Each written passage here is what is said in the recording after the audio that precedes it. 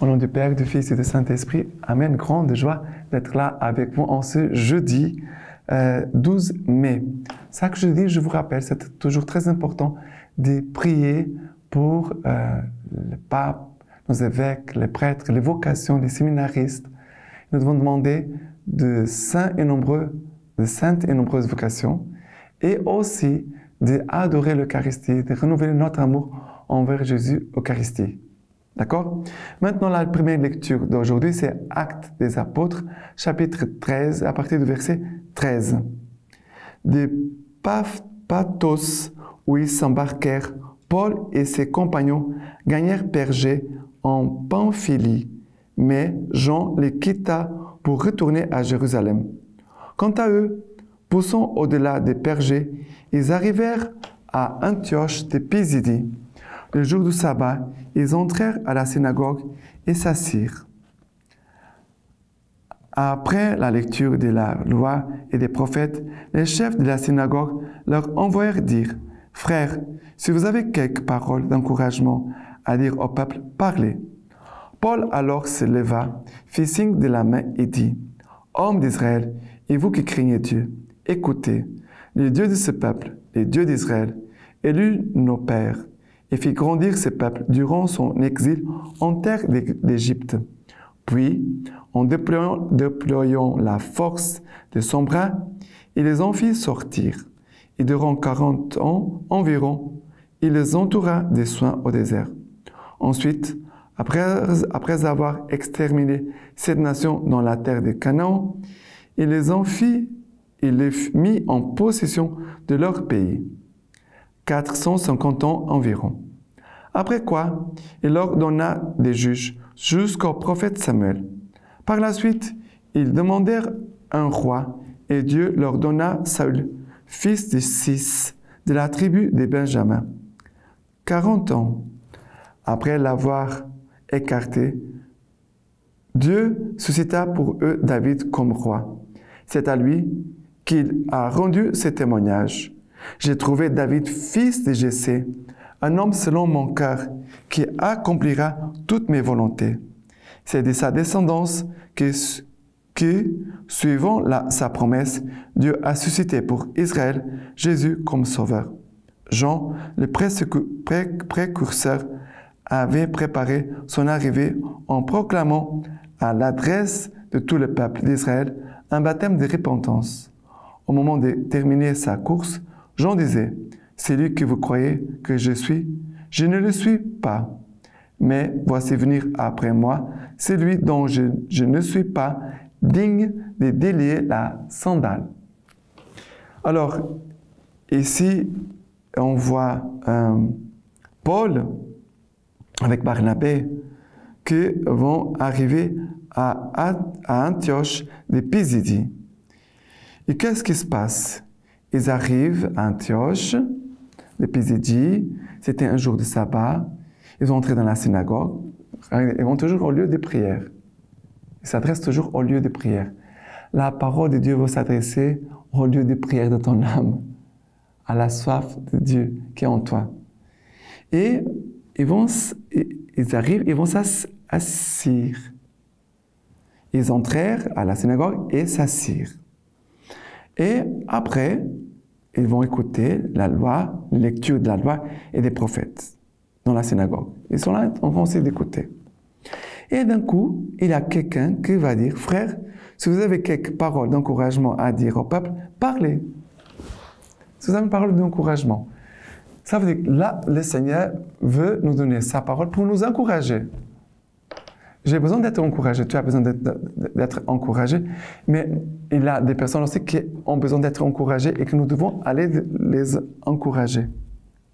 Tu comprends? Et qu'est-ce que Paul va faire? Il se leva, fait signe de la main et dit, il va dire, « Hommes d'Israël, vous qui craignez Dieu, vous qui craignez Dieu, il faut apprendre avec les saints comment évangéliser. Et aussi où nous devons toucher, quel est le point de l'âme de la personne, de l'être intérieur de la personne que nous devons toucher. Ici, c'est la crainte de Dieu. Hommes d'Israël, vous qui craignez Dieu, écoutez. il va commencer à raconter l'histoire du peuple d'Israël. Parce qu'il est en train de parler pour des Juifs. S'il parlait avec des Brésiliens, s'il parlait avec des Américains, s'il parlait avec des Portugais, des Camerounais, peut-être il pourrait faire l'introduction de notre façon. Mais il va introduire Jésus-Christ en commençant par l'histoire du peuple d'Israël. Voyez votre histoire. Qu'est-ce que Dieu a fait pour vous? Jusqu'au moment qu'il va faire la lecture de l'Ancien Testament. Comment Dieu est cohérent. Dieu a conduit d'une façon fidèle et cohérente ce peuple, son histoire. Et après, il va dire, j'ai trouvé David, fils de Jessé, un homme selon mon cœur, qui accomplira toutes mes volontés. C'est de sa descendance que suivant sa promesse, Dieu a suscité pour Israël Jésus comme sauveur. Jésus vient dans la lignée de David. Il dit, le Messie vient de la lignée de David. Et ce Messie que vous avez été promis, c'est Jésus-Christ. C'est Jésus, le Sauveur. Et après, il va encore parler, parce que Jean, ils connaissaient Jean. Ils vont dire, mais Jean, le précurseur, avait préparé son arrivée en proclamant à l'adresse de tout le peuple d'Israël un baptême de repentance. S'il n'a pas de repentance, il n'a pas de salut. S'il n'a pas de repentance, il n'a pas d'espace pour Dieu. Et Jean dit, au moment de terminer sa course, avant sa mort, Jean va dire, c'est lui que vous croyez que je suis, je ne le suis pas. Mais voici venir après moi, c'est lui dont je ne suis pas digne de délier la sandale. C'est Jésus-Christ. Les gens qui écoutent comprennent bien ce que Paul est en train d'annoncer. Parce qu'ils vont comprendre, mais nous attendons les Messies, nous attendons les Messies, nous attendons les Messies. Mais le Messie est déjà venu. Le Messie est déjà venu. Jean l'a annoncé, les prophètes, les rois, surtout avec David, un homme selon mon cœur, je vous ai donné des signes, des paroles qui vous ont conduit pendant des siècles, et maintenant, la promesse s'était déjà accomplie et vous n'avez pas remarqué. Bien sûr, il parle pour des gens qui sont à Antioche, ne sont pas à Jérusalem. Mais il est en train d'annoncer Jésus-Christ. Jésus-Christ, le Messie, le Sauveur, qui a été crucifié, mort, mais est ressuscité. Et là, l'Esprit Saint ouvre les cœurs et les gens vont se convertir. D'accord? Voilà la parole de Dieu. Et maintenant, les psaumes d'aujourd'hui, c'est le psaume 89. Le psaume 89. L'amour du Seigneur, à jamais je le chante. L'amour du Seigneur, à jamais je le chante. D'âge en âge, ma parole annonce ta vérité. Car tu as dit, l'amour est bâti à jamais. Les cieux, tu fondes en eux ta vérité. J'ai trouvé David mon serviteur. Je l'ai oint de mon huile sainte. Pour lui, ma main sera ferme. Pour lui, ma main sera ferme. Mon bras aussi le rendra fort. Ma vérité et mon amour avec lui, par mon nom s'exaltera sa vigueur. Il m'appellera, toi mon Père, mon Dieu est le rocher de mon salut. Mon rocher de mon salut.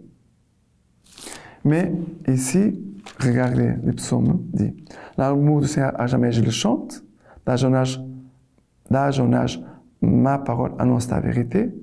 Mais cet amour et cette parole qui conduit toute notre histoire, c'est l'amour du Seigneur et la parole du Seigneur veulent visiter toute ton histoire.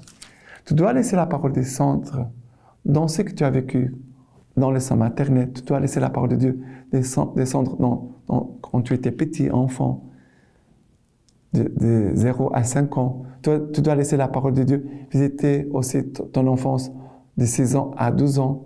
Tu dois laisser la parole de Dieu visiter les événements de ton histoire, dans ton adolescence, dans ta jeunesse, dans ton âge mûr, dans ta vieillesse.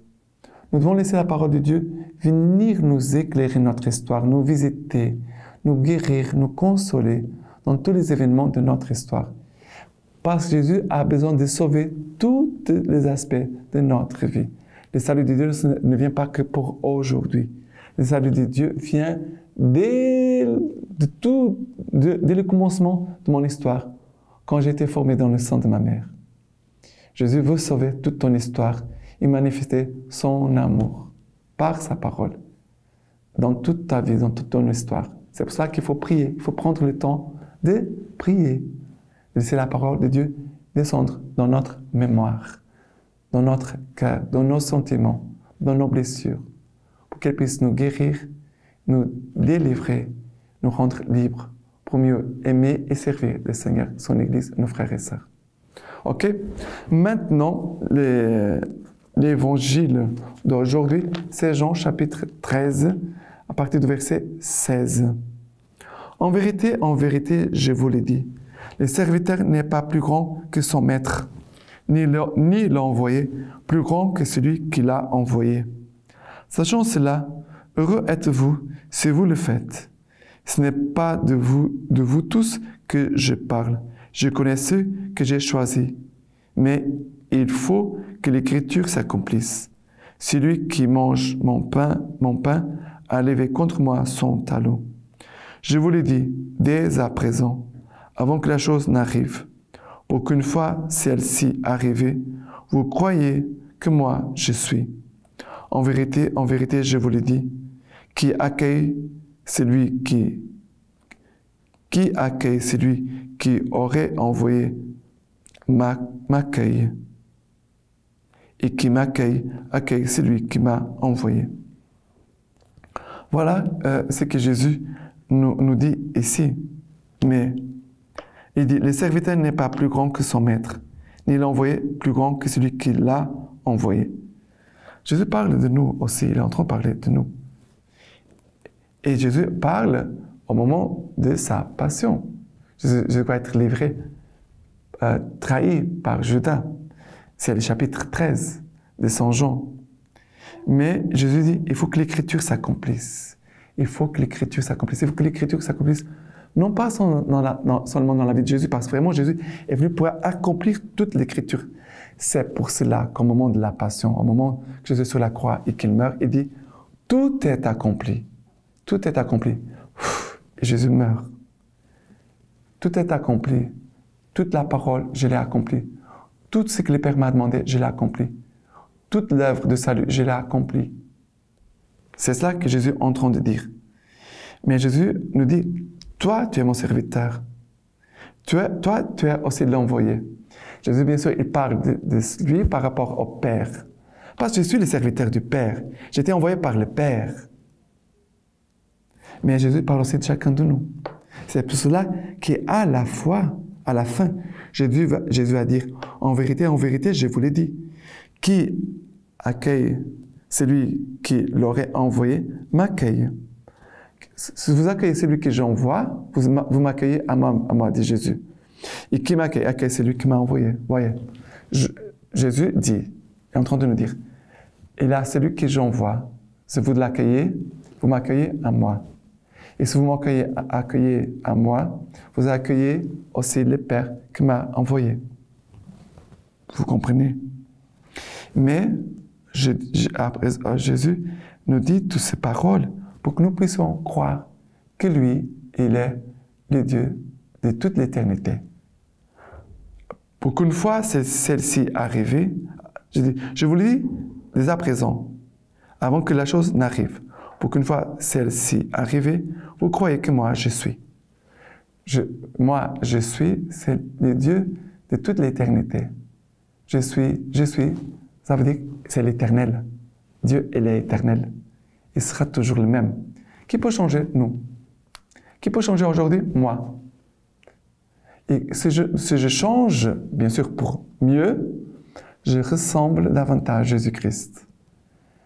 La conversion, c'est pour nous aider, à nous tous, à devenir image et ressemblance de Dieu.